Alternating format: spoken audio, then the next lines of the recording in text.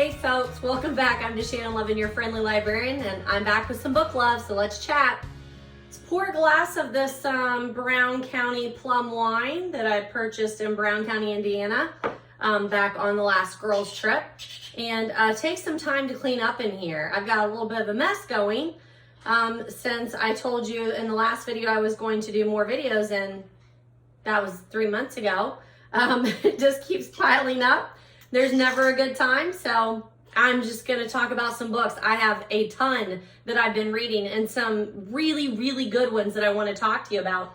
And I just keep putting it off because everything's just not perfect. But when is everything perfect? Never? I think never. So give me a minute to clean up around here, put things back in place, and then we'll have some book chat. Alrighty, so let's chat. I'm going to actually light a little candle here while I'm over here because, believe it or not, I'm probably going to be here for a couple hours. That's usually how this works. I film for a couple hours, and then I try my darndest to cut it down as much as I can. I do a really poor job of that, so I end up with an hour and a half of a video, if not more. And every time I say, I'm going to keep it under an hour for you, and I can't do it. I can't do it. The books that I am telling you about, there's so many in here that I'm like, you got to read, you got to read, you got to read. And there's a couple you don't have to read, but you might want to read. And then there's probably just don't even waste your time. But I'm honest. If anything, I'm honest.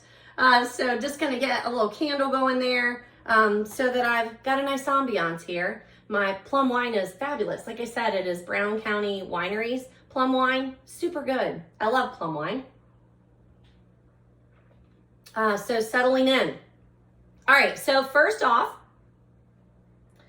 I always like to tell you about the books that I've recently read, and since I have not done this video yet this year, there are a lot of them.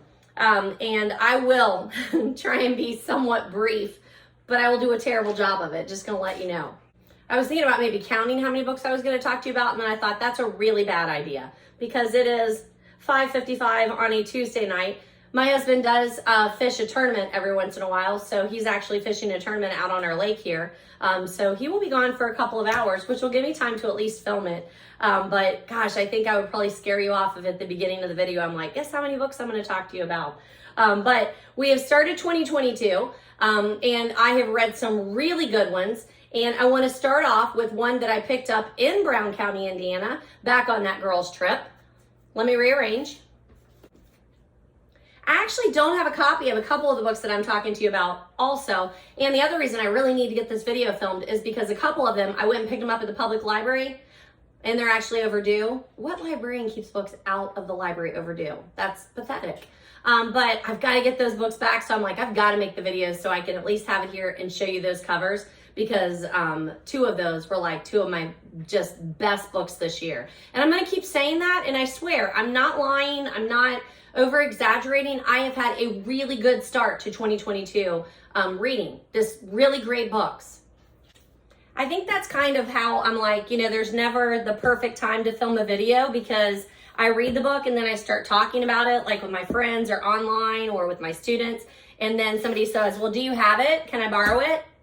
I'm never going to say no. So for a while I was like, well, I'll just wait until I get this one back or I'll wait until I get that one back. And then all of a sudden I'm just like, I am never going to get to film another video if I wait until the perfect time. There's never the perfect time.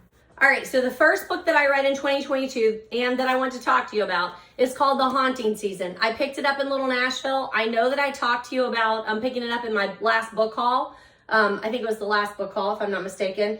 I went on a girls' trip the first weekend in December. We often do that.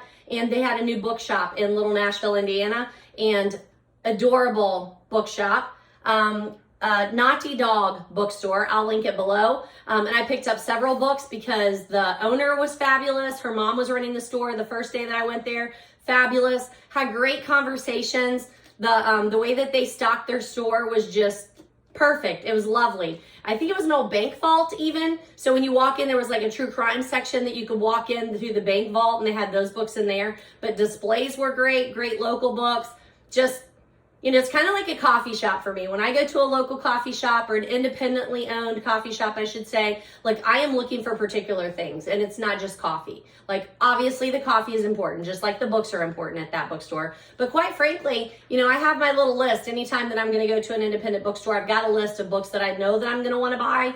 And if I recall, They didn't have the ones that I was looking for, but I somehow found 4 or 5 other ones. And then in addition to that, they sell other book related things. And it was just, and I took several recommendations from the bookstore owner, because just in conversations I could tell, like, she knew what I was talking about. She helped me find a couple of things, and this is one of them that she sold me on. It's called The Haunting Season. Bridget Collins, Natasha Pulley, Kieran Hargrave, Elizabeth McNeil, Laura Purcell, Andrew Michael Hurley, Jess Kidd, and Imogene Hermes Gowar.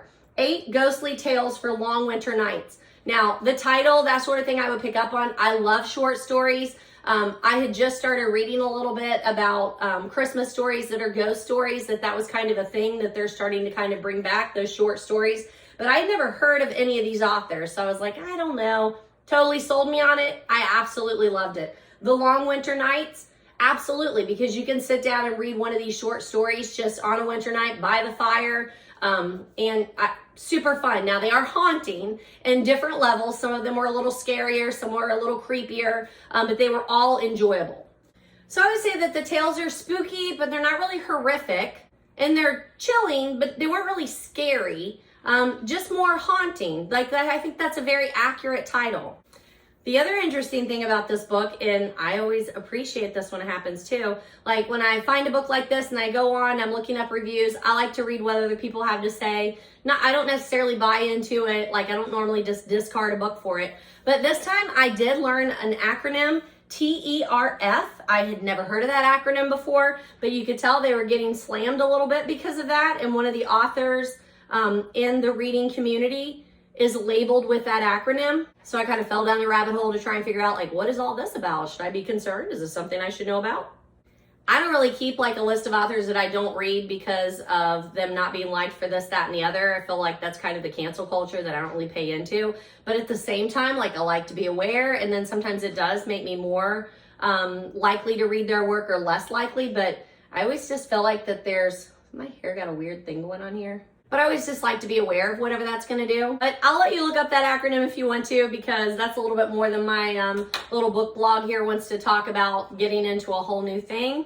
But like I said, I just think it's important for us to be aware, especially when there's a group of readers who feel strongly about something. So you go down that rabbit hole if you want to, or stay out if you don't. I am going to read right from my Goodreads review on this one.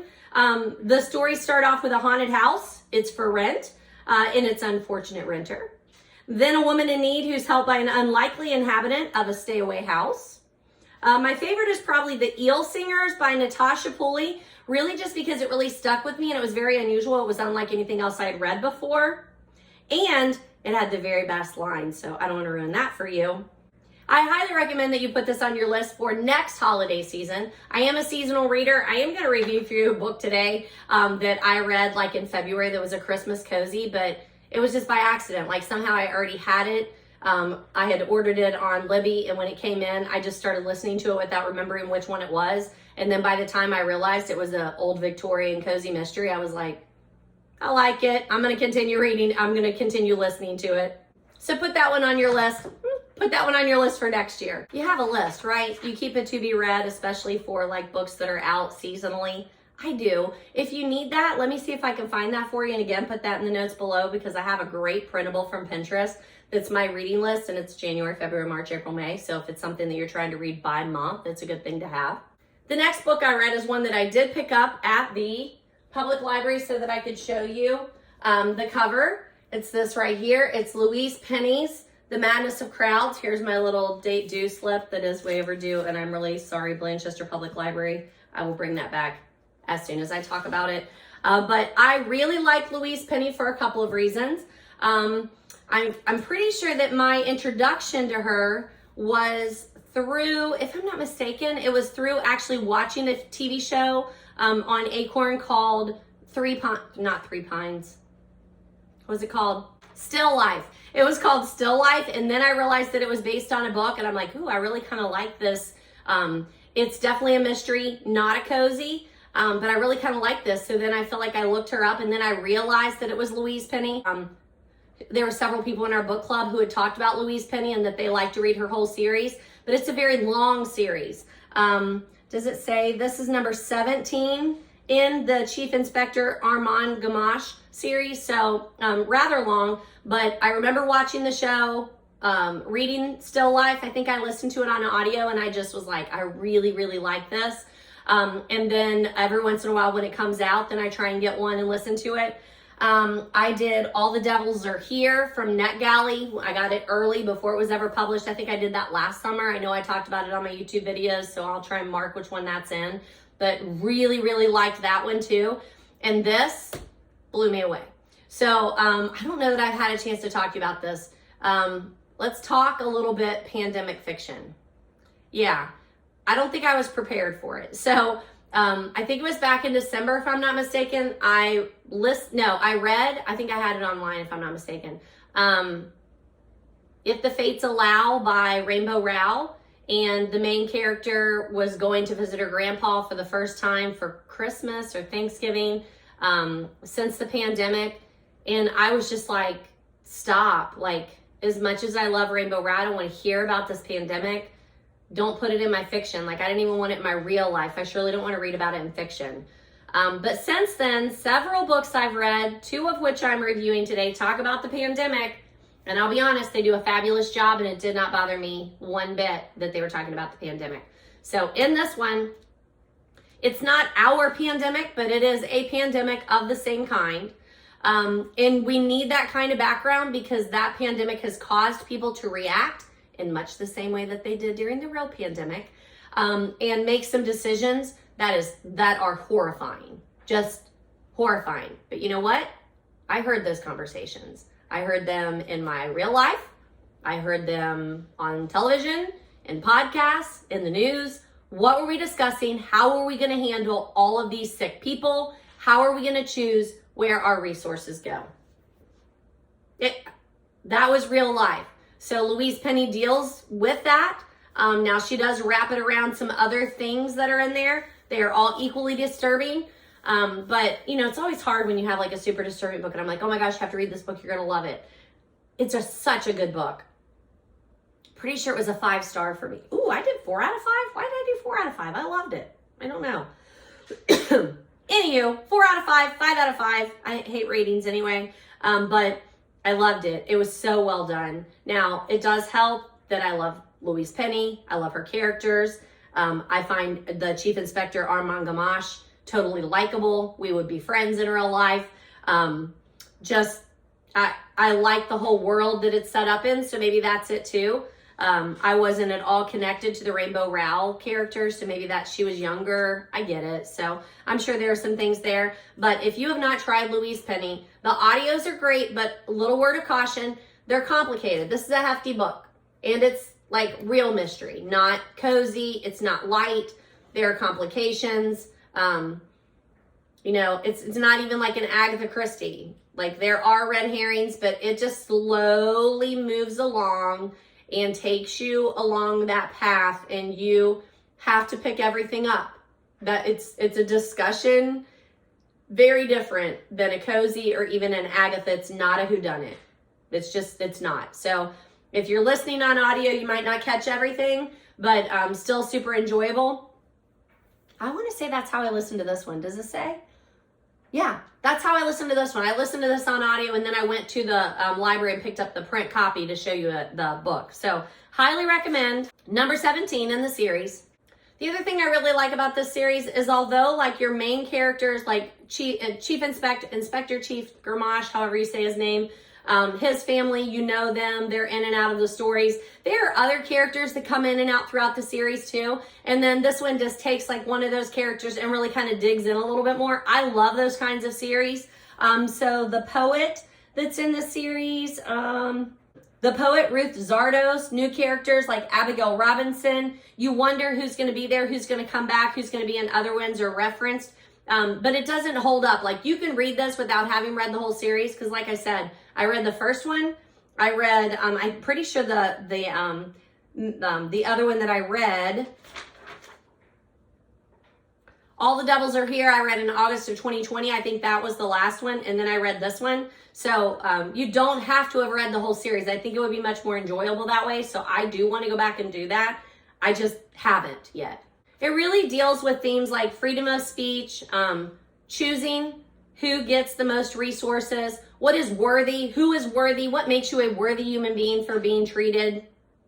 And then, like most murder mysteries, they really dig into the topic of how do you justify murder? Is it ever justified? Can you explain it away? You may have your reasons, but who decides if your reasons are worthy enough of taking another human life? It's thought-provoking. I absolutely loved it. So highly recommend Louise Penny's The Madness of Crowds. The next book I do not have a copy of, I don't think. Nope. It's Kristen Hanna's The Four Winds. Our book club did this. Our book club has done numerous Kristen Hanna's. We discussed The Nightingale back in 2016. We did The Great Alone back in 2018. This past summer, I read Firefly Lane. I think somebody loaned me the book, if I'm not mistaken, and then I also picked it up at a thrift store. But those I have talked to you about. I do highly recommend them. I don't know how it's possible that I don't seem to own any of those. How do I not own The Nightingale, Great Alone, or Firefly Lane? Actually, I think I probably do own some of them, but I probably loaned them out. That has to be it, because I'm not finding them on the shelf. Anywho, big plans. Let me tell you what I'm going to do that I'm not going to do. But I do really plan on this summer. I hope to clean my shelves a little bit, review some books for you that I've read in the past, and get that sort of thing cleaned up. It's on the summer list. That summer list is long, but it is April. We only have 1 week until spring break, which I will be traveling and get absolutely nothing done. We will come back for about a month, and then I will be off in the summer. The teacher's life. Work like a dog for the 9 months that you're working at school, and then take a few to try and find your life again. Is that right? 9, 10, 11, 12. That's about right. Work like a dog for 9.5 to 10 months, and then try and take a few months to recover. That's a teacher's life, in case you're wondering. But I hope to get that kind of pulled together, and maybe there are some down here. I've got some books down here that I know I need to get reviews out, so maybe I didn't have a review or I hadn't talked to you about it, and I wanted to do that before it got on the shelf. But not going to be popular for this one. I don't love Kristen Hanna. Our book club loves her. They read all of her books. I had two more copies of Kristen Hanna books that after I read Four Winds, I'm like, I'm not even going to try and go there. I just don't love it. It's not that her books are depressing, but they are. I don't know. I don't know what it is. They don't speak to me like they seem to speak to everybody else. They're okay. I know Nightingale, again, I'm going to get some hate on this, but Nightingale, I read it. It's very good historical fiction. I need to know that story, but I still am just like, eh. And then Great Alone, wasn't sure I was going to make it through that one. That one bothered me. It was just, I don't know. I just didn't like it. I didn't like it. But literary speaking, she's a good writer. Just not my style. The Four Winds deals with the Dust Bowl. Again, I'm not really on here just to give you book summaries, but suggestions and talk them up a little bit, or let you know it's not my taste, but you might like it. If you like historical fiction, you should be reading Kristen Hanna. If you like tragedy, you should be reading Kristen Hanna. The Four Winds was about the Dust Bowl. It was a woman, and it's a very accurate story for that time, how women were treated, how they lived. But just getting through her story and her family and just the tragedy, just great book club discussion, not one that I want to read on my own. The next one I picked up in my classroom, someone had donated these. They're Hardy Boy remakes. Now, they do say that they're by Franklin W. Dixon, who is the same person who is on the original Hardy Boy books. I've never read the original either, but I did pick this one up. This is book 1 in the Murder House Trilogy, Deprivation House. I would say this is more middle school to reluctant reader high school. I would say you're reading, it says ages 8 to 12. I'd say that's probably about right. But I do have it in my high school classroom, and I have a couple people who like this series, read them. It was donated by one of my students last year, so really appreciate that. We take all kinds of donations because we have all kinds of readers. And I really enjoyed reading this. It was a fast read. I don't think I'm not gonna be able to hold that one up, I know. How about we do that?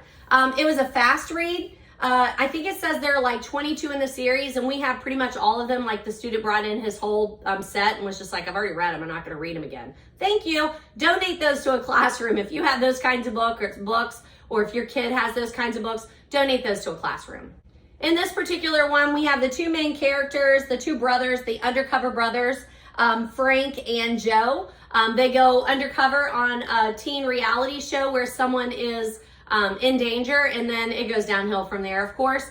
The only thing that I'm going to say that I don't particularly like about this book, and it's true with a lot of series like this, is that it really isn't an end. It does not stand alone.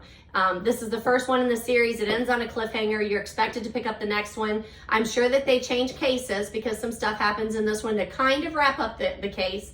But in the end, you're just expected to pick up the next one and then just keep reading, which I'm not against. But for me as a reader, I like a series where I can just pick up one to kind of get a taste of it and feel like it's completed at the end. So there's that. But that is the Hardy Boys Deprivation House. And it is the new, what do they call them? Murder House Trilogy. The next one I've already read before, so this was a reread for me, and that is the Agatha Christie, The Mysterious Affair at Styles. This copy also has Curtain in it, but I didn't read that one. Still got my notes in there. Just quick review. I do have a Agatha Christie author study 2022 group on Facebook that you are free to join, where we discuss the book in detail. We have done, I think we're up to like 4 or 5 maybe. We've done the first 4 chronological readings of the Agatha Christie books. We started off with a couple of the Christmas ones. I feel like we did that early on. Did we do it in December, or was that the first one in January? I'm not sure. But I don't want that to completely overtake all these videos, and I could talk about the Agatha Christie books forever. But that has been super, super fun. I love it. We meet on Friday nights at 6 o'clock about every other week or so. And we are trying to read her works chronologically. So this is her first one, Mysterious Affair Styles. It's still one of her highest reviewed shows. It's still one of her highest reviewed books. And I agree so far. Like, I've read a couple of Agatha Christie's, and this is better than some of the others that I've read, and it's her first one. Now, if you know anything about Agatha Christie, like, she kind of wrote it on a whim. She had always written, like, as she was growing up. And finally she was like, you know what, just for fun, I'm going to throw it out there. Then it was super well received. And they wanted her to write more and more and more. And then that's how we ended up with 66 actual Agatha Christie novels, plus some short stories, some plays, etc. So really getting to learn a lot about her, but I don't want it to overtake this whole video. So maybe this summer I'll do a little bit of a pull-out video. I keep saying that. I say that every time, don't I? Maybe this summer I will do a video just on Agatha Christie books and let you know, like, all the stuff that I've been learning. That's probably a good idea. Got so many plans for summer. Every teacher does. We say we're going to do it, and then what do? We sit around the pool, we drink margaritas, and we read a little here and there, but really we sleep. We sleep a lot in the summer. We have to catch up. So in this particular one, this is what is called a closed room or a locked room mystery. Agatha Christie is famous for it. In a true Agatha Christie crime, I was not able to solve it until the very end, which always makes it a good mystery for me. There's a lot of debate if you want to call Agatha Christie a cozy mystery killer or not. I don't think so. I would base that solely on the fact that in this particular one, when they walk in on the murdered body, the lady talks about so much blood, like you wouldn't have thought there was that much blood in someone. That is very uncozy. In case you're wondering, murder happens off the page in a cozy, and you don't get those gruesome details. So right off the bat, I'm going to say it's not a cozy, but I will call it a classic mystery and go from there. But really, really loved this one. Highly recommend. If you've never read Agatha Christie, start with this one. It's her first one, and it's very true to her style. We also meet Poirot. Poirot is in this, the main one, and automatically, I love how Hastings tells the story. He's the narrator. I love getting to know Hercule Poirot. And I have now read several that he's in. And while some of the other people in our group are getting a little irritated with him, I love him. I love him. Now, another little tidbit. Agatha Christie got tired of Hercule Poirot. He started getting on her nerves. She created him. Like, he's yours, but okay. But she did get a little tired of him. But I haven't got tired of him yet. I'm still waiting. So highly recommend Mysterious Affair at Styles by Agatha Christie, as well as any other Agatha Christie that I will talk to you about a couple more here.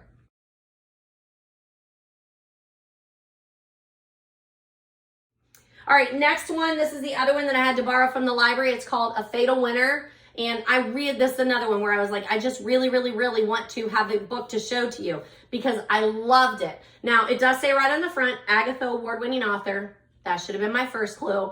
I'm not sure how I happened on this one. Somewhere, I heard somebody say it's kind of like Agatha Christie. It's kind of like Knives Out, the movie, the murder mystery movie, which again, I absolutely loved.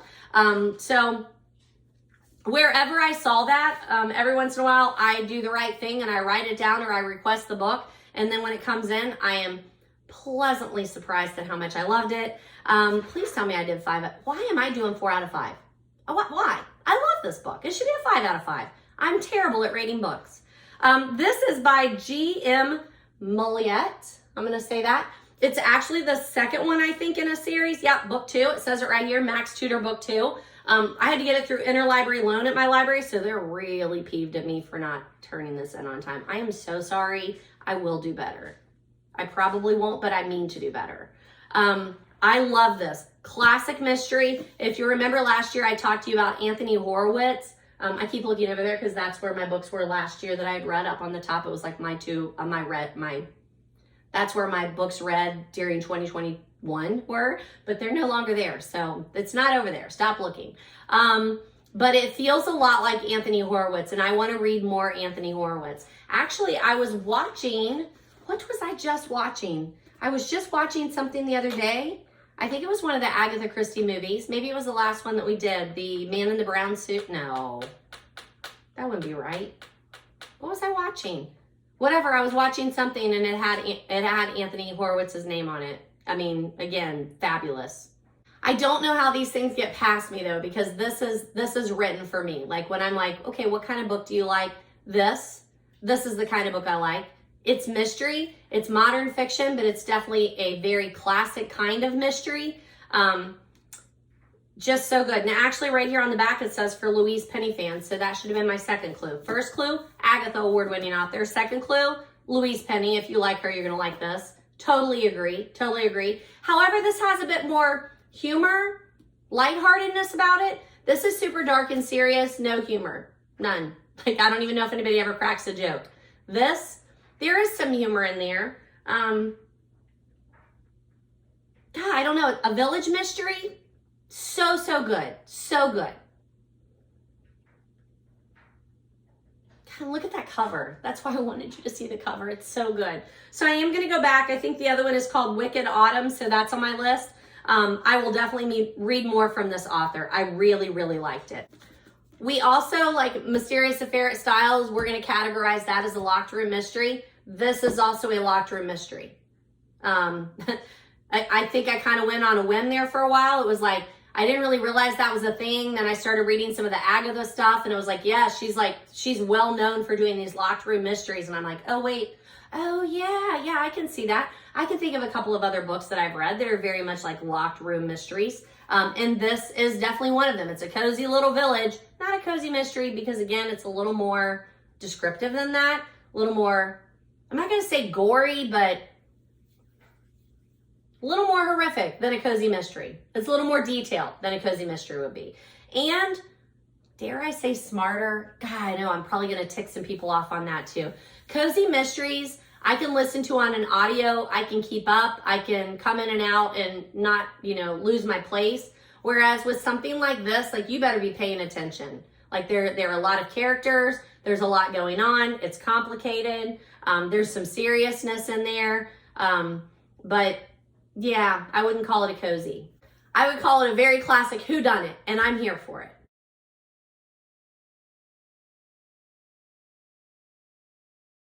The next book I read, I also don't have a copy of. I borrowed it from a student. Actually, I saw a student reading it, talked to her about it, because we were talking about verse novels, and she's like, mine's kind of a verse novel. I'm like, oh, really? So talked to her about it, and then I got it on audio, and then I was like, poor girl, she doesn't understand what she's talking about. This is not a verse novel. And then like the next day I said, hey, I've been listening to that book that you were talking about that's the verse novel. Can I see yours for a minute? It's totally a verse novel. When you listen to the audio, you would never know it because it's not rhyming verse.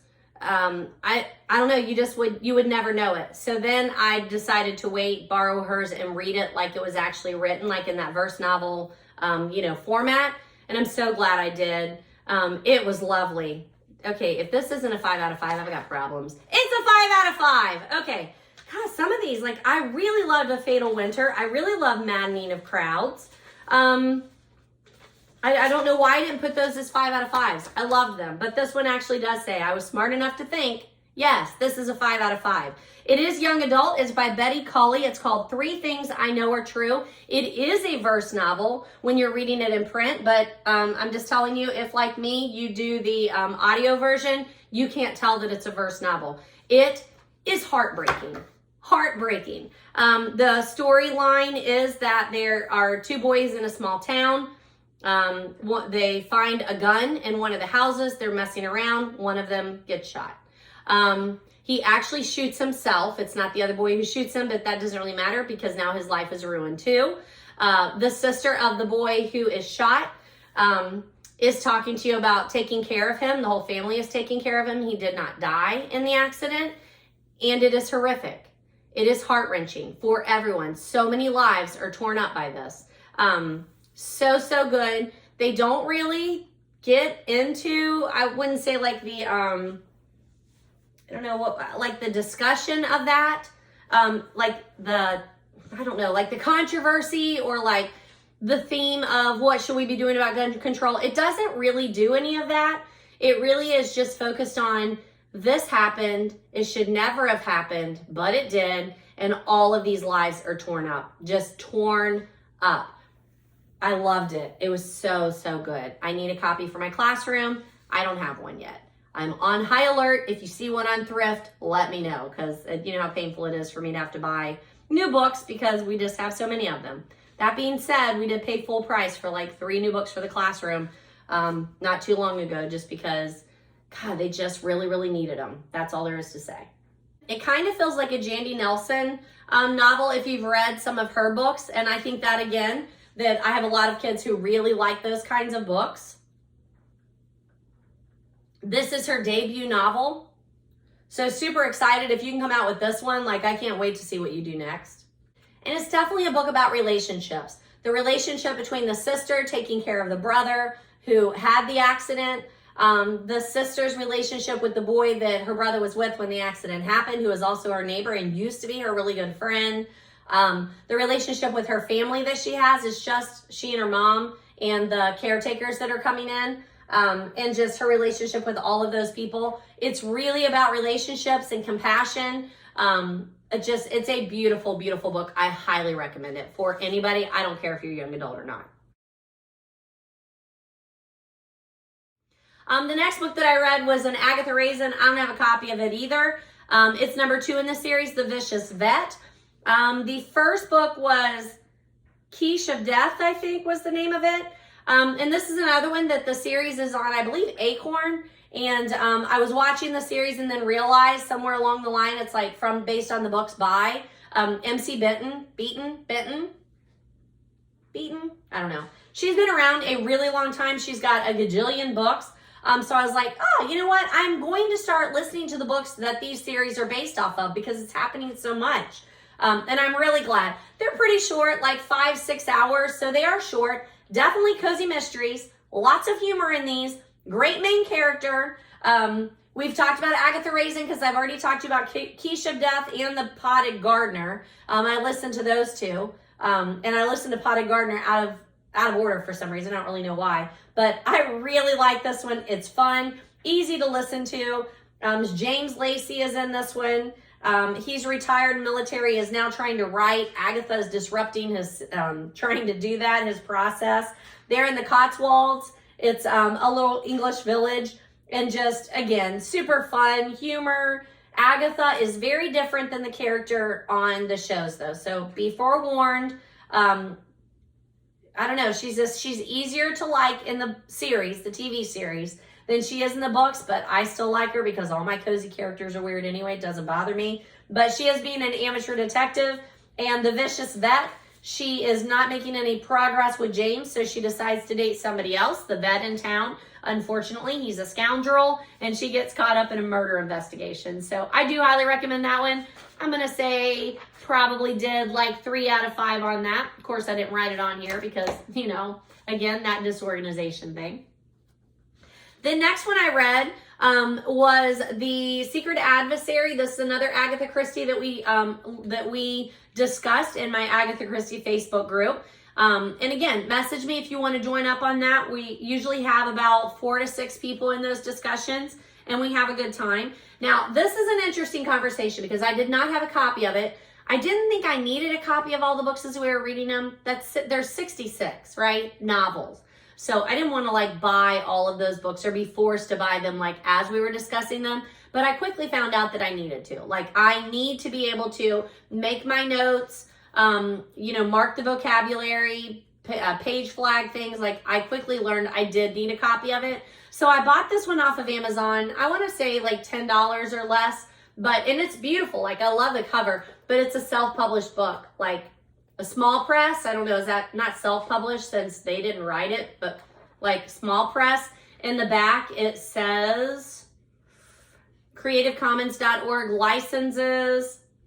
This work is in the public domain. Somewhere I saw they were like, if you like this, order more from us. I can't remember where it was. May I take this opportunity to thank you for your trust, support, consideration, and interest in our novel. Please use social media networks to tell everyone you know. I don't know. And then it doesn't really say. It's so weird. It doesn't say like, what is the name of your company? If you want me to buy more, like, where are they? It gives not an ISBN, but an ASIN, Amazon Standard Identification Number. So I guess that's how they're trying to link you to their group. Maybe it's in the front.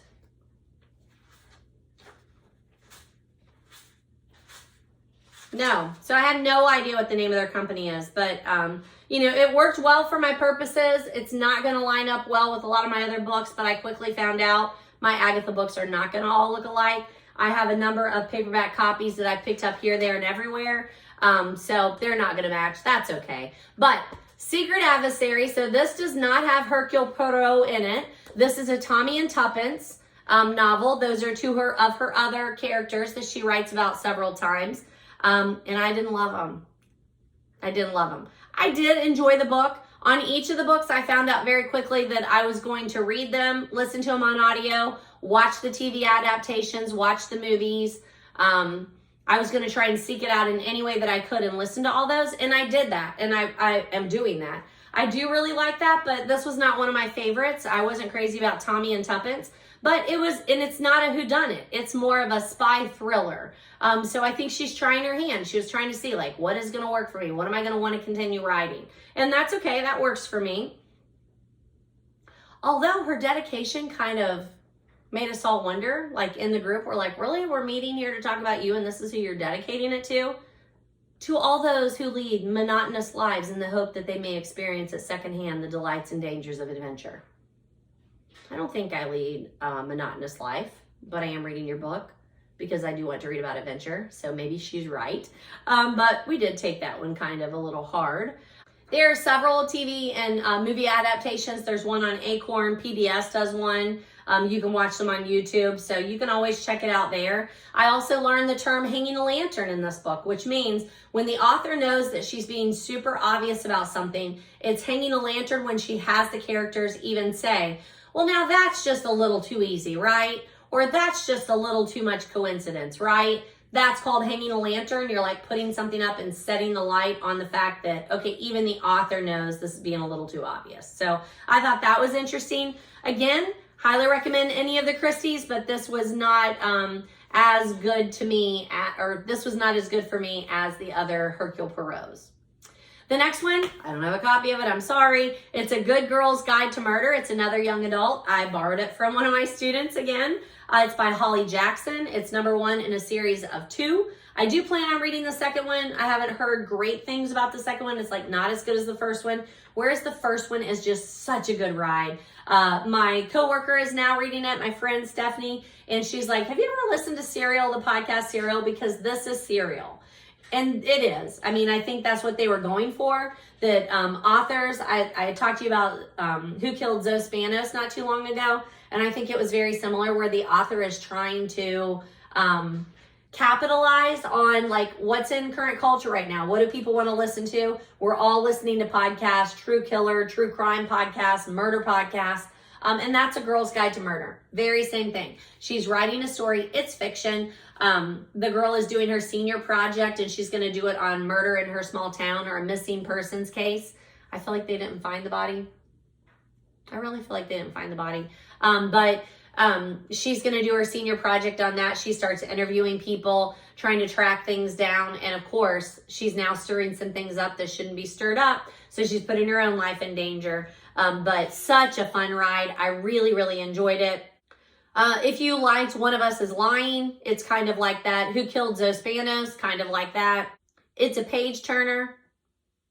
Main character is a high school girl. It is full of red herrings and clues, which again, I really, really love when a book does that. I'm telling you, I'm going to do a murder board. I'm either going to do it for one of the Agathas or the next murder mystery I read. I'm going to see how that works, because, you know, I watch all these murder mysteries and I see them put the board up. Like, here's our suspect. His name is. Here are the connections. These are our suspects, blah, blah, blah, blah. And I'm like, God, that would make so much sense whenever I'm reading some of these books. Why don't I try that? I'm going to try it. It would have been really helpful in this one, but there are a lot of red herrings and clues that are just dropped and then picked up later. That's okay. I loved it, and I would highly recommend it. That's A Good Girl's Guide to Murder by Holly Jackson. The next book that I read was this, and again, I went out and bought it, Death on the Nile. This is a beautiful copy. These are new. It is by the official authorized edition, Agatha Christie Limited. And I love that they put, like, if it's Miss Marple or Poirot or Tommy and Tuppence, it's here. So this is Poirot. He is the one who does, he's the sleuth in Death on the Nile. It says Queen of Mystery at the top. We're talking about Agatha Christie. It says it's a Hercule Poirot mystery. So I really love how this book looks. I think it's called a trade paperback. Deb, correct me if I'm wrong. She works in a bookstore and has told me about this, but for some reason I just can't grasp it. But I love all the markings on it. It's a great size. And again, I was able to just mark it up, and that's what I'm looking for. I want her books. I want to be able to mark them up.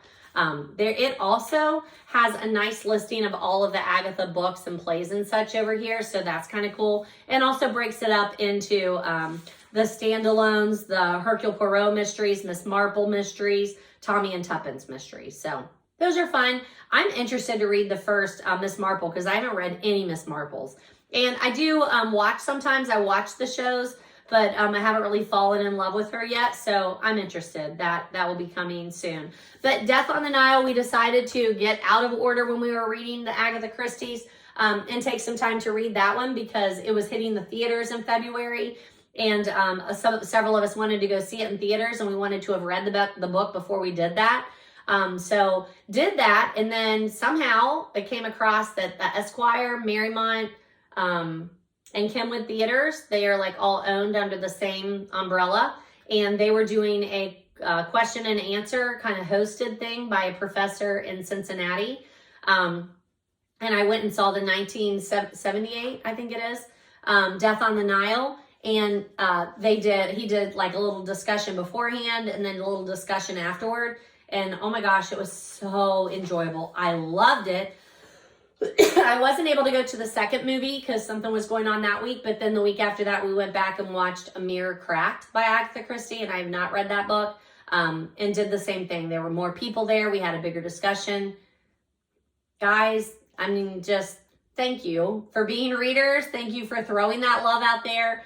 For creating those kinds of events. It's kind of like my Agatha group. I knew that I wanted to read Agatha, and I said, you know what? Let's just see if anybody wants to read them with me. And I'd say we have maybe 20 people that are on the group page, but only about four to six active members, which is perfectly fine. But I just love that. I love a community of readers. It's one of the reasons why I really like to do these videos. Like, every time I put it out there, I'm like, is anybody gonna watch this? I don't know. Like, I talk a lot. I ramble. Does anybody really want to hear about the books that I read and recommend? I don't know. But I throw it out there, and I, seem to average about 70 views a video, which is enough for me. It's enough to make me want to keep doing them.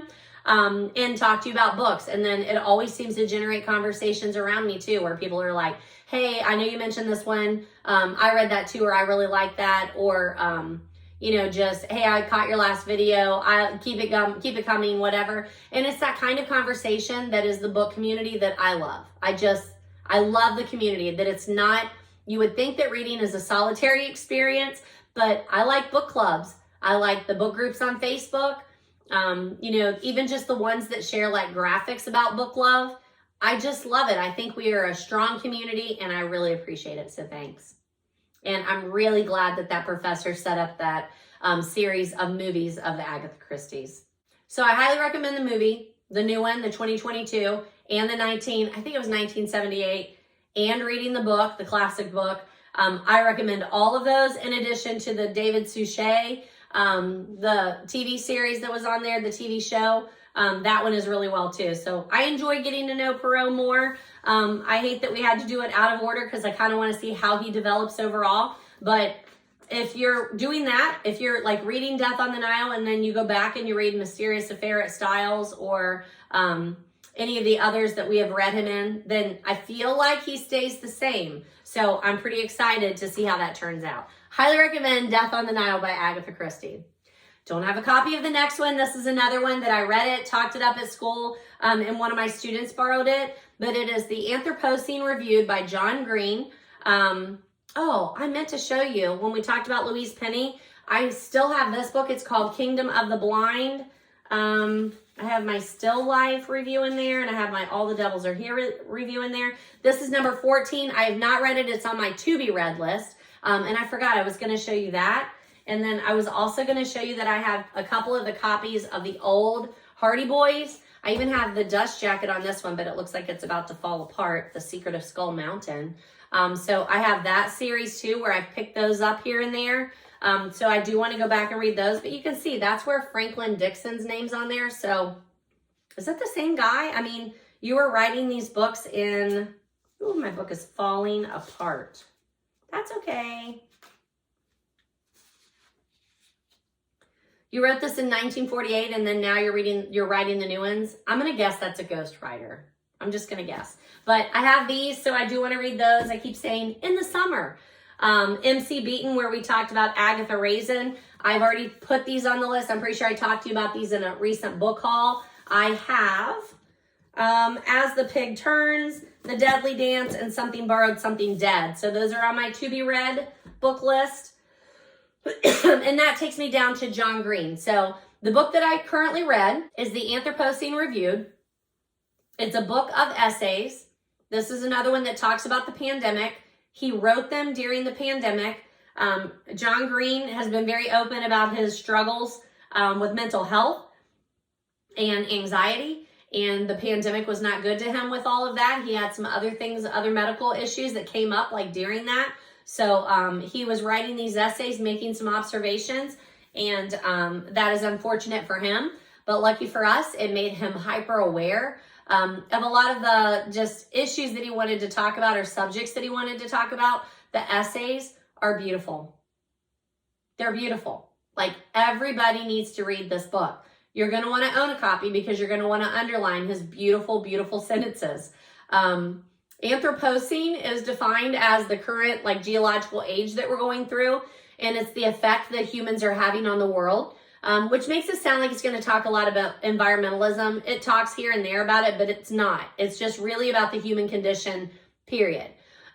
He does rate everything he talks about. Like, he talks about sunsets, and then he rates sunsets, and he talks about a particular movie, and then he'll rate that particular movie, or song, and then he'll rate that song. Super interesting. I absolutely loved it. We discussed it in my book club, and John Green is not new to any of us. So I've talked to you about Fault in Our Stars, Looking for Alaska, Will Grayson, Let It Snow. These are all ones that I have read and reviewed for you. Pretty sure. I mean, I have the reviews here, so I feel like I did. 2021, 2020, 2020, 2020, 2020. So I'm pretty sure I've reviewed all of those already for you on film. And then I do have 2 John Greens that are on my to-be-read list. An Abundance of Catherines, and Turtles All the Way Down. So that is my to-be-read list that he is on. I also have this really cool little Looking for Alaska flip book. It's adorable. So I'm pretty sure I've talked to you about all of those. He normally writes for young adults, but in Anthropocene Reviewed, that is not necessarily for young adults. That's definitely written for a wider audience. And I think adults especially will be able to connect with it. I did read several of the essays to my classes. Remember, I teach freshmen and seniors. And they loved it. I would read off, okay, here are the topics he's going to talk about. What do you want to hear about? Halley's Comet, scratch and sniff stickers. There were all kinds of topics, and I absolutely loved it. I did rate this a 5 out of 5. Look at me, finally making some sense. But this is his only nonfiction book. And if you know anything about John Green, you watch his videos, you read his books, he is just super insightful. And it really, really comes out in this book. I absolutely loved it. You can also look up on his podcast. He does a lot of these reviews, but there are several new ones that were not included in the podcast. So highly recommend Anthropocene Reviewed by John Green. The next one is another Agatha Christie. It's Murder on the Links. Right about then is when I realized, I have copies. Some of them are very old. I started reading them, realized this was missing pages, but God, it's a beautiful cover. So then I decided I was going to read this one, and it's in about 7 different pieces by the time I got done with it. So these old paperbacks are not going to hold up, but they're worth being able to read and mark in, and they will, not look perfect on the shelf, but I don't have perfect shelves. Pretty much mirrors my life. I'm okay with that. This is another Hercule Poirot. This is number 2. Mysterious Affair at Styles is number 1. This is number 2 in the Hercule Poirot. Number 3, Agatha book. Remember that we put the Secret Adversary was number 2. So this is number 3 by Agatha Christie. Number 2 with the Hercule Poirot in it. This one is a bit slower than Mysterious Affair at Styles, I'll admit. It's also shorter. I feel like it was a much quicker read. The screen adaptation with David Suchet is fabulous. I do feel like Agatha is kind of trying to get her feet underneath her. Does she want to do a locked room mystery? Does she want to do a spy thriller? Murder on the Links is not a locked room mystery. It's taken place at someone's house out on the golf course, as well as in the house. So I think she's just kind of stumbling along trying to decide, do I really want to stick with a particular character or particular theme? I know I don't want to write mysteries, but do they have to be, locked room, or can they be spy thrillers? What am I doing here? I feel like we are following her through that. Perfectly fine with me. In this particular one, I do feel like Hercule Poirot is fully formed. And again, when you go to Death on the Nile, which is way on down the line, still the same character, described the same way. He is true to that character. I did have my suspicions in this one, who's going to be the guilty party, but still took me to the very end. Should have had a murder board. The next one is the one I talked to you about at the beginning. It is Mrs. Jeffries and the Midwinter Murders. It's the Mrs. Jeffries number 40 in the series. And it's the first one that I listened to. Somebody mentioned it in the group that I talked to you about, Killing Time with Cozies, that goes on YouTube, does YouTube lives on Saturdays. So if you're ever hankering to talk about a cozy, it comes on at noon almost every Saturday. And somebody in the group had mentioned these. So I requested them, and then when it came in, I failed to notice that it was a Christmas cozy mystery. I was already listening to it though, and it was the one that I had when I was cleaning one day, and I liked it so much that I'm I don't care that it's not Christmas. I'm going to finish this one. Really enjoyed it. Very light.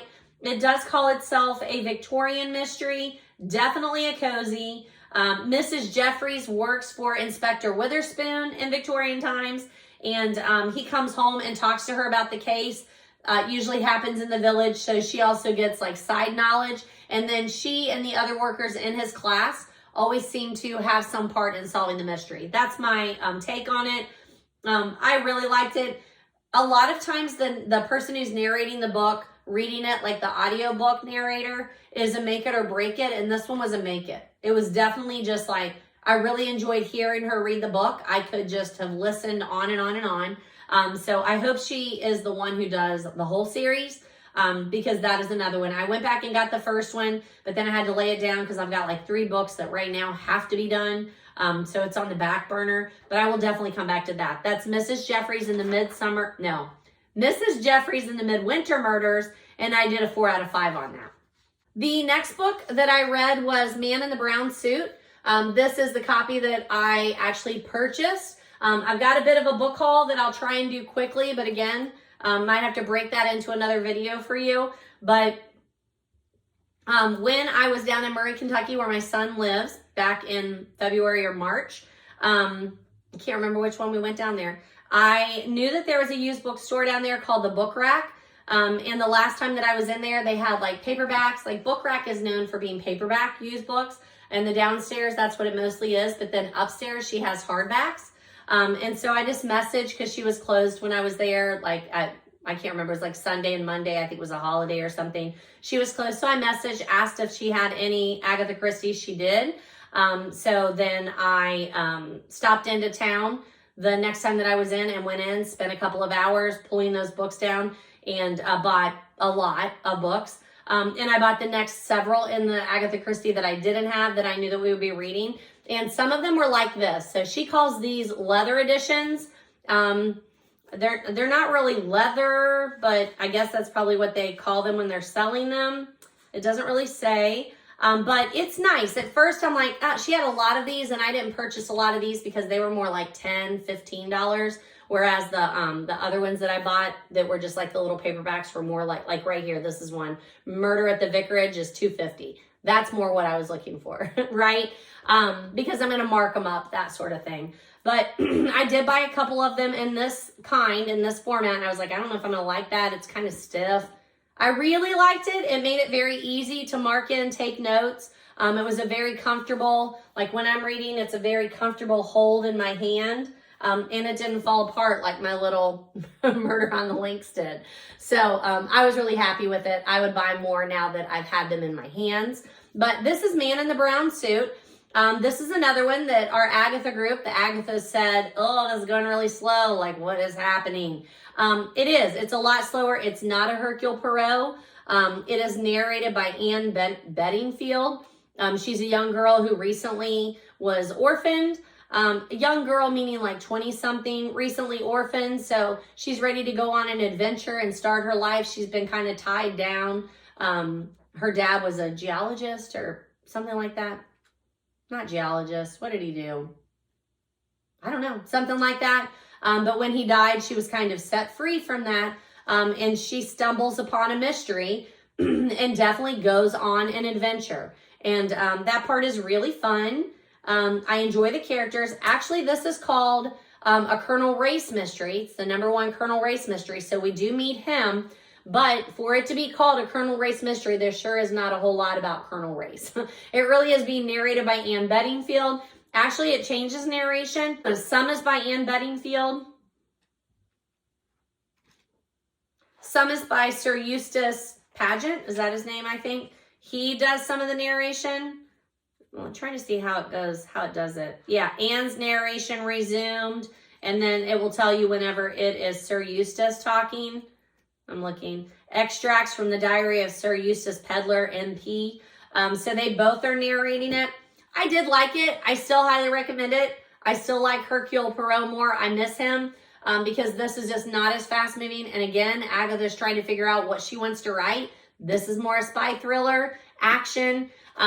We started noticing, especially by the time we got to Man in the Brown Suit, how Agatha's characters sometimes fall in love with there being nothing to have led to that yet. Like their undying love is professed, and you're like, wait a minute, who are they professing their love to? Like it's that unclear. So that was interesting, but I did really enjoy it. I would still recommend it. There's a 87, 89 movie. It has Blanche from Golden Girls in it. It's terribly cheesy, and I absolutely loved it, so highly recommend that one too. This is the 4th novel by Agatha Christie, but the first Colonel Race novel. So full of clues. I really loved it. I think you will too if you like Agatha Christie. I gave it a 4 out of 5. The next book I do not have a copy of. I read it, audio. I listened to it on audio. It is The Personal Librarian by Victoria Christopher Murphy and Marie Benedict. And again, I'm not going to be popular for this. It was a great book club read. I will say that. We have some people in our book club that read all of the Marie Benedicts and love them and recommend them. I'm not a huge historical fiction fan. I try to be, especially for book club. I know they're really good discussions. I enjoy them. But I just didn't really like this main character. I don't know why. I don't know why. I just didn't really, I think because when I was thinking librarian, I was expecting to love it, but that it was a library, like librarian library, like the love of reading. That's the librarian I am. I'm not a librarian who's just collecting books, but I might have a large collection of books, but they are here because I want to read them. I'm not displaying them for the sake of, knowing that I have an original of the blah, blah, blah. Like that would be great and all, but quite frankly, this is going on my shelf and it's in about 17 pieces because I've read it and I want to have the copy and my notes are in here. I'm not into the collecting books as art. That would be great, but I'm not. And I think I was kind of let down by that. And then I have a hard time when characters are not able to be their authentic self or be that they're not making that progress to that. And that is the whole point of this book, that she is unable to do that because she is trying to pass as a white woman when that is not her ethnicity. And that is understandable. I'm sure lots of people went through this, but I didn't love it. I struggled getting through it. I just wanted it to move along. It was difficult. It was difficult for me. But I do know that she has a couple others. I have the Einstein one. I think I already talked to you about that one. I don't know why I'm not seeing it right here. Hold on. Here it is. The other Einstein is the other Marie Benedict that is on here. I love that cover. It's very personal librarian kind of cover. This one is Einstein's first wife. So I'm sure I will read it because I have it. I think I picked it up at Thrift. I don't see it on here anywhere, but I'm sure that's where I picked it up. So I will read it. But yeah, I didn't love that one. It kind of felt like,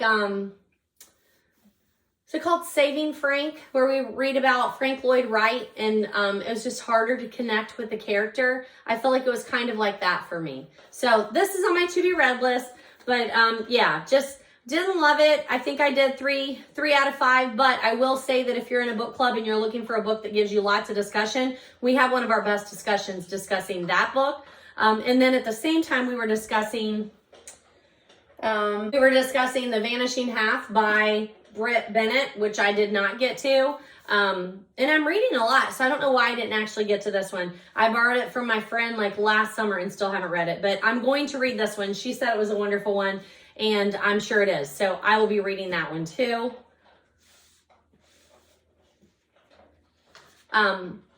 So yeah, if you're looking for a book club book that is great discussion, Personal Librarian would definitely be on my list. The last two that I have to talk to you about, my students are reading like crazy, and not just my students.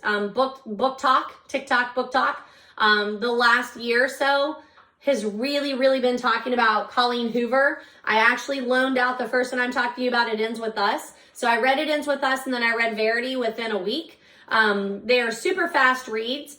And I have a lot of my students that are reading Colleen Hoover. And then in addition to that, just like I said, lots of people that I know are reading Colleen Hoover. So I was like, just however I've got to do, I want to do more reading where I am reading books that other people are reading too. So I can, just kind of gauge like, what is it that people are liking right now? And Colleen Hoover is it. I get it. So I read It Ends With Us, and then I read Verity. I quickly realized that these are not her young adult books, even though my students are reading them and they are freshmen or seniors. And quite frankly, more of my freshmen than my seniors are reading these books. It is interesting that Colleen Hoover, if you go to her website, she ranks her books, like she puts them in the series. But in addition to that, she puts a color around them that says, hey, these are young adults. These are mature, like 17 plus. And then these are very mature, like adult. And I like that. When I first saw that, when the students that were reading her said, yeah, you know, she has some for young adults and she has some for adults, and hey, she does this on her website, I was like, oh, like I have an aversion to telling people what they should or shouldn't read, or saying this is young adult and this is adult. But now that I've read her books, I understand why she does that, because Verity is very adult. And actually, if I'm not mistaken, it acts like this is more adult than It Ends With Us. And I don't think that that's true. I feel like they're very similar in that super mature, the sexual scenes. I don't know what else to say. Like, that's what it is, super mature sexual scenes. So yeah, and It Ends With Us is an abusive relationship. So maybe that's why she put that one as, I don't really know. I don't really know. Language, mature sexual relationships, abuse. Those are all in there. So be forewarned if you've got an issue with any of those. But It Ends With Us was super just fast paced. It was easy for me to read, but Verity even more so. Verity is more of a thriller. Now, I do take issue with the fact that they classify It Ends With Us as a romance. On Goodreads, it was like, it was listed as like a romance. It got like a romance award. That's not romance. That's an abusive relationship. And then Verity is more romantic, but in the thriller relationship kind of romance, if that makes any sense. I would liken it very, very similar to like a Riley Sager thriller, or Lucy Foley, Ruth Ware. Those kinds of thriller-ish books, I would say it's more like that. Rachel Hawkins' The Wife Upstairs, very much like that. I would say it's closest to that one. Rachel Hawkins' The Wife Upstairs.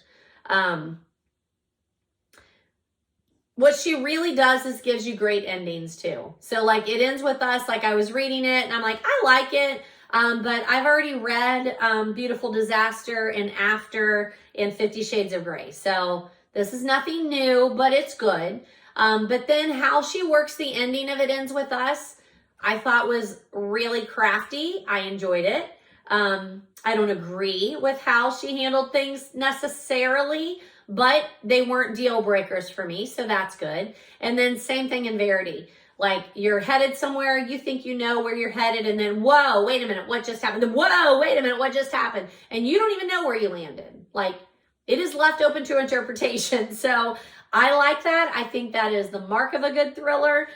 So I would really recommend Colleen Hoover, just knowing language, sexual situations, and abuse in there. So you've been warned, but even with that warning, so many people I know are reading these books and really liking them. And then if you've read all the Colleen Hoover and you're like, what's next? What else should I read? Beautiful Disaster, After. Both of those are young adult novels that are super mature and deal with those same kinds of things. And then Rachel Hawkins' The Wife Upstairs for sure. Riley Sager for thrillers.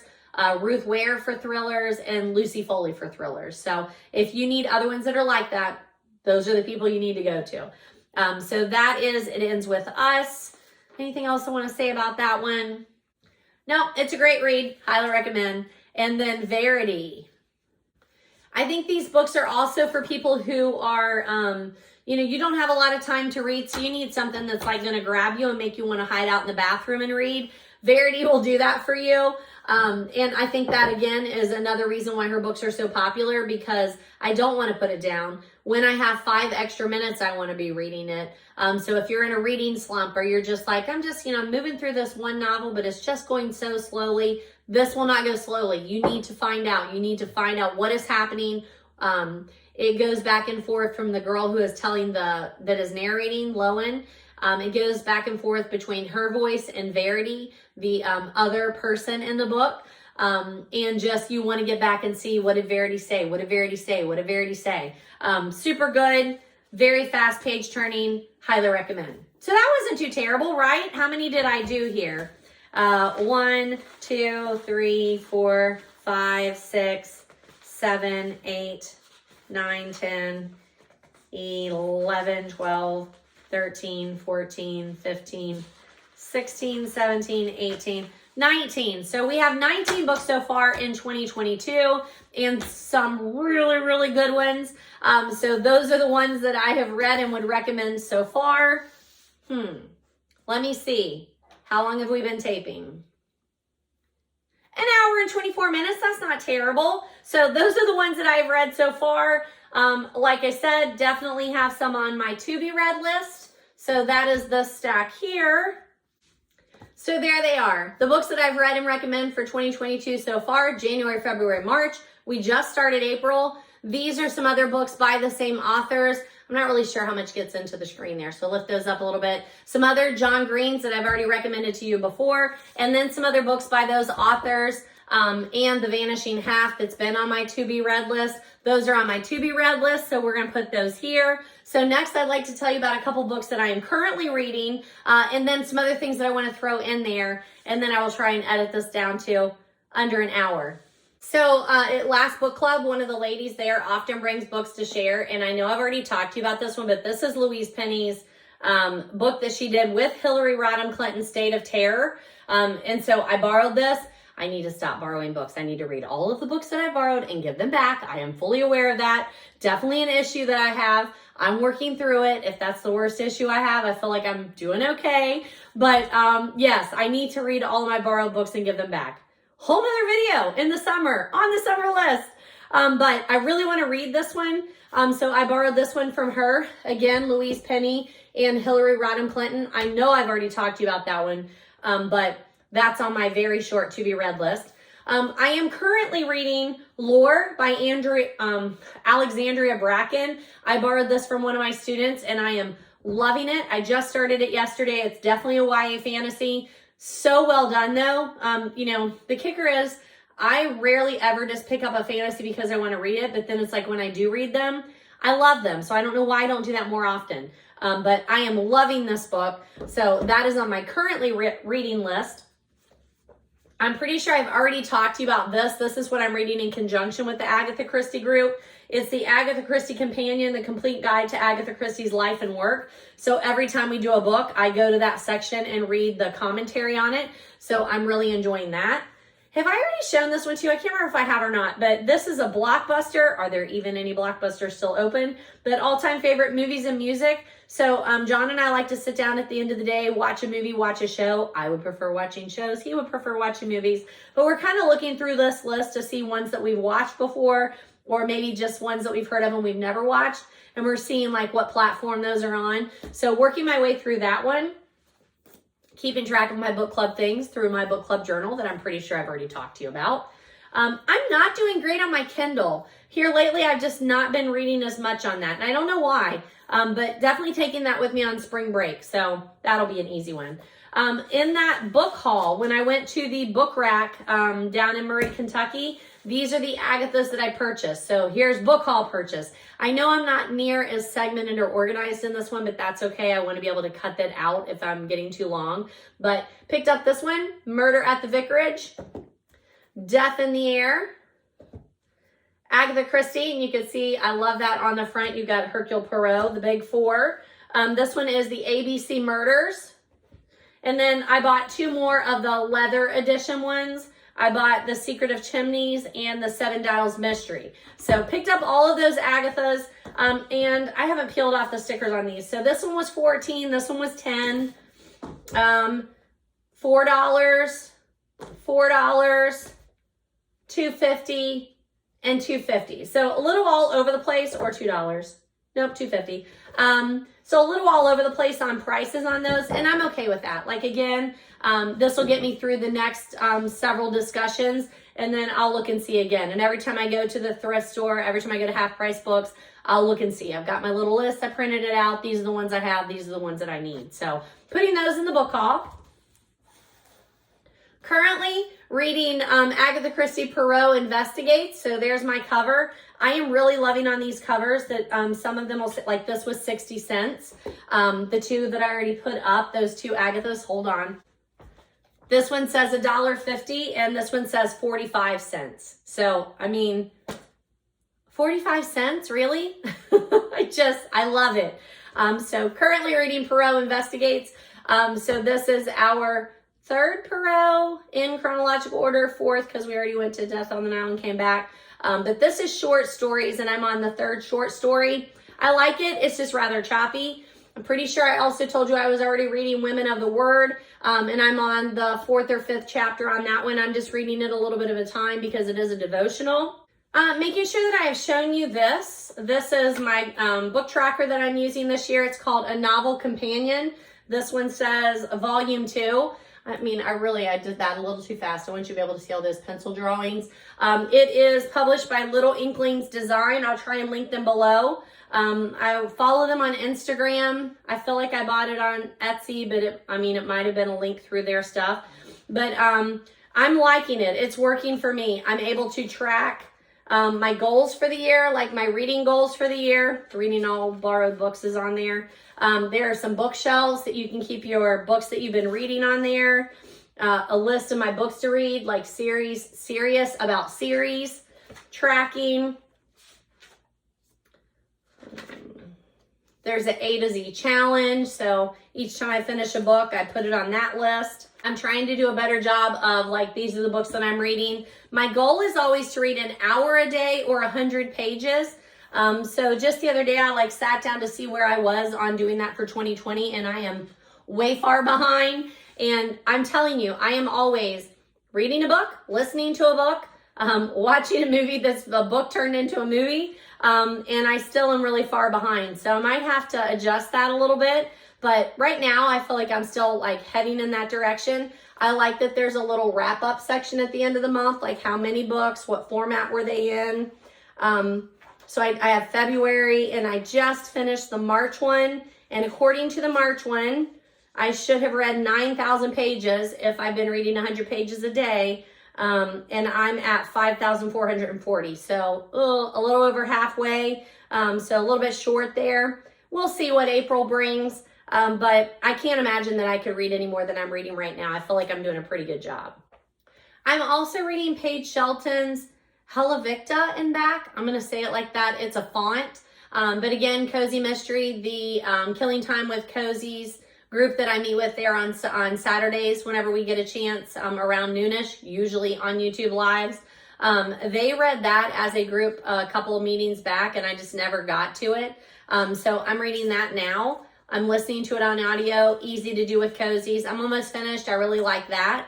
And then I think they're doing number 2. They're reading through the series, so they're doing number 2 in a couple weeks. So I wanted to go back and read that one so that I could get the next one read. So that's on my shelf right now. I'm also listening on audio to Razor Blade Tears by S.A. Cosby. My sister told me to listen to this a long time ago, and I requested it. It took forever for it to come in, but I'm really enjoying it. I think, again, it's another reason why when I was reading Colleen Hoover's It Ends With Us, I'm reading that, and then I'm listening to Razor Blade Tears, and it's so just literary and well written that it was a sharp contrast to Colleen Hoover's writing, which is good.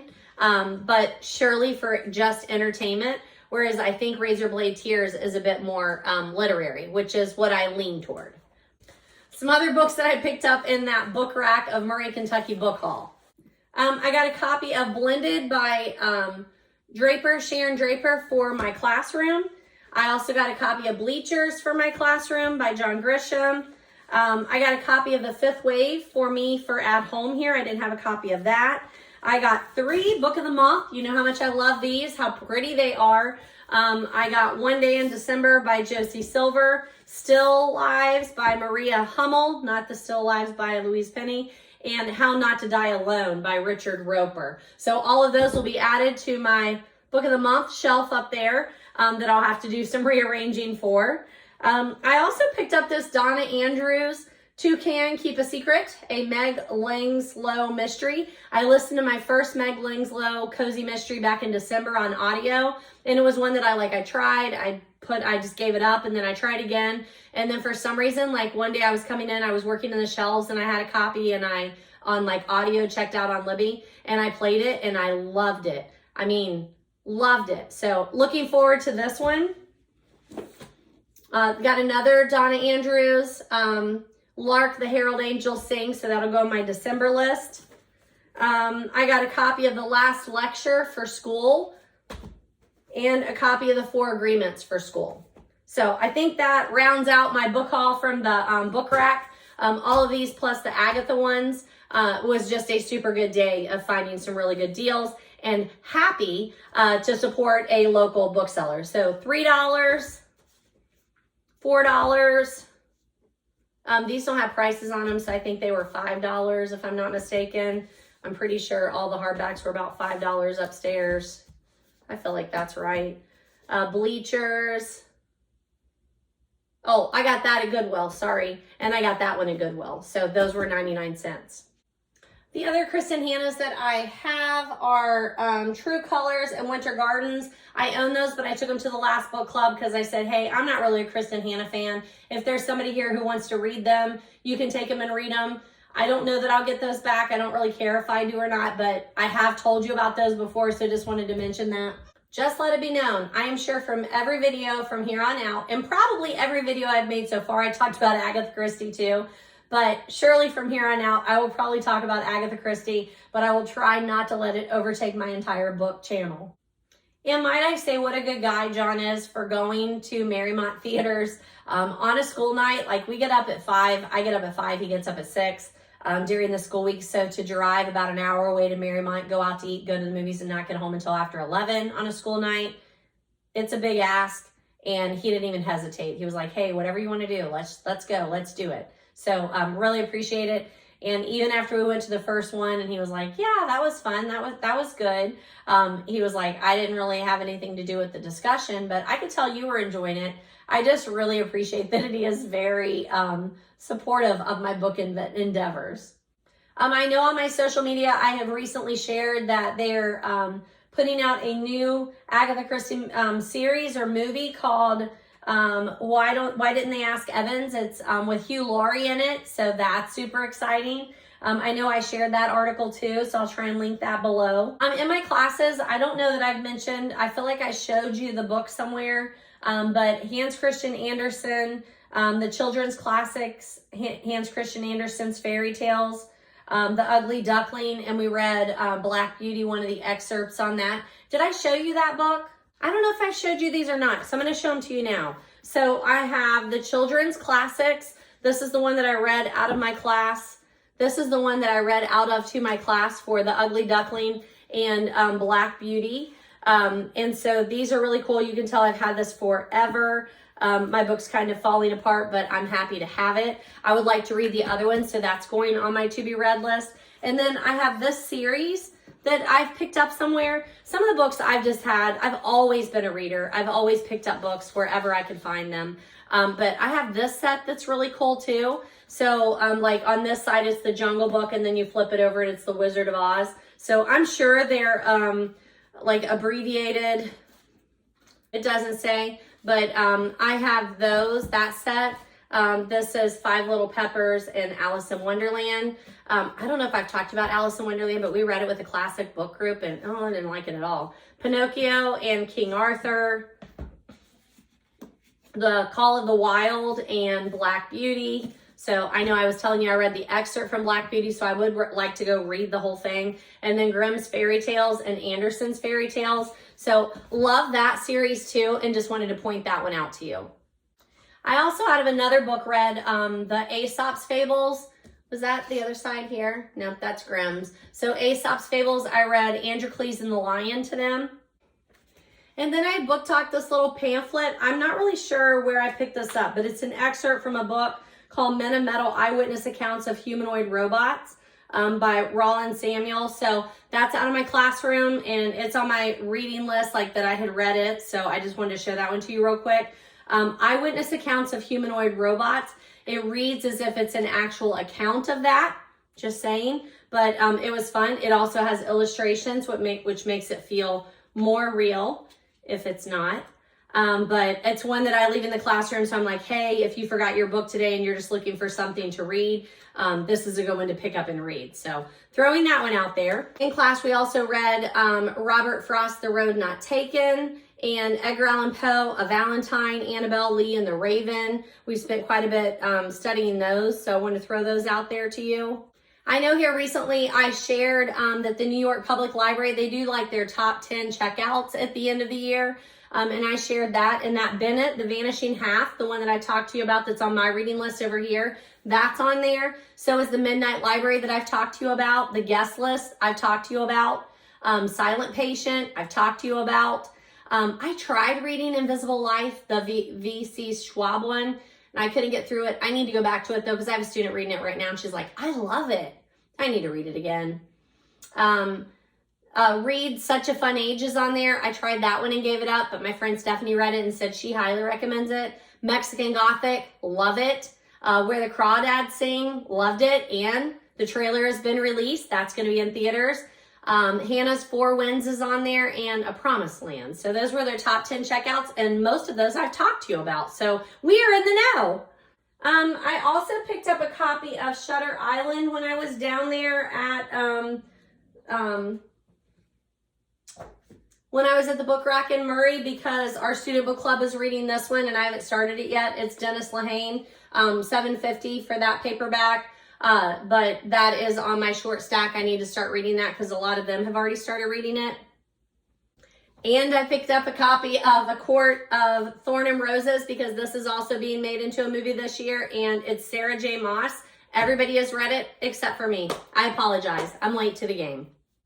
My son's girlfriend teaches grades 3 to 5, so I just grabbed a bunch of books for her too. They were super cheap there. So again, if you're thinking about trying to fill your classroom or fill someone else's classroom, those used bookstores, especially for those younger grades, like those books were like $3 and $4. They were so cheap. I don't think I said when I was talking about The Personal Librarian, Al Roker actually bought the rights to turn that into a movie. So I do think it's going to make an exceptional movie. And I shared that article. During January, John and I watched the new Jack Reacher series. And that is based on Lee Child's. This is Jack Reacher novel, Night School. This is the one that I have. So that's on my to be read list. But loved the series. We flew through it. We loved it. That's on Amazon Prime. There are old Jack Reacher movies too, like 2016, that we liked, but not as well as we like this new series. We also watched Tom Clancy's The Sum of All Fears, that movie. And I have lots of Tom Clancy, The Hunt for Red October, The Sum of All Fears, that's the one that we watched, Patriot Games, and Clear and Present Danger. So those are ones that I would, again, like to just go back and return to. I enjoy his movies. I'd like to read his books.